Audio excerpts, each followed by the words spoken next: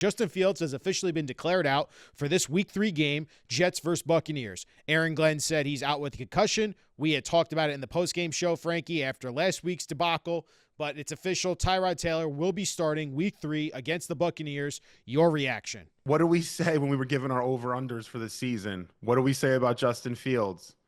He's bound to miss a couple games. Well, he's already missing one game. Listen, if anyone put any MVP bets for Justin Fields, I think those are officially done after he had 27 yards last week.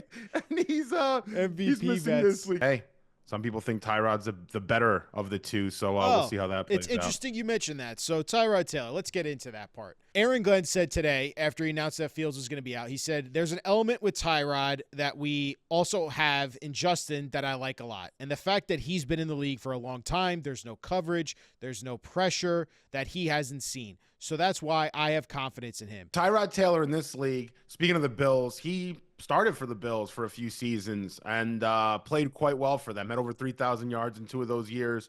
Had 2,800 in another year there. In a lot of ways, they feel like in Buffalo, he helped sort of change that culture a little bit. So, listen, Tyrod Taylor is just an overall solid to very good quarterback. He can play in this league.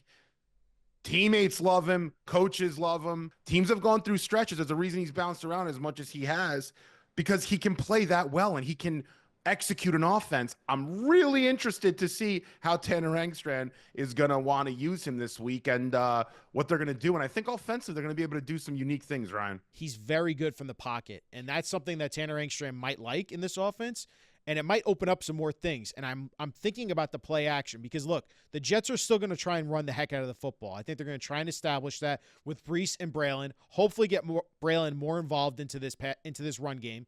And then I think the play action will come off of that. And you're going to see a lot of bootlegs. I think you're going to see a lot of zone play action plays where it's hey, we're faking the handoff to Breece, and I'm getting the ball to Mason Taylor in the flat, or I'm getting Garrett Wilson on a deep cross. This offense could actually see an uptick in production this week. Obviously, last week you can't really compare it because they didn't do anything right.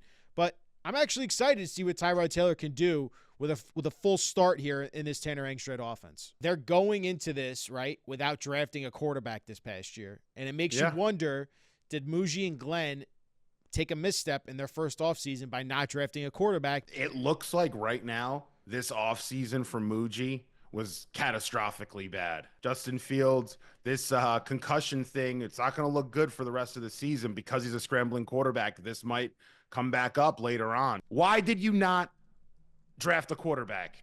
Kyle McCord, Riley Leonard, Will Howard, Shedeur Sanders.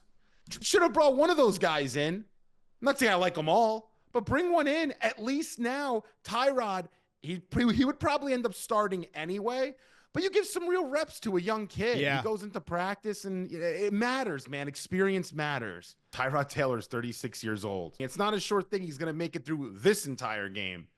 So, yeah, Brady Cook better get ready. And, again, it's just a Jets season where you come out of week one with on such a high ground with this moral victory and everyone feeling good, and then you can't let Buffalo take it from you. And it feels like that week 2, I hope it didn't snatch our souls this early in the season, but we got to see what Tyrod and that offense does. And there could, looking on the bright side, there could be something brewing there in that quarterback room with him and Tanner Engstrand that could be pretty interesting and special to a degree in terms of what we're used to seeing.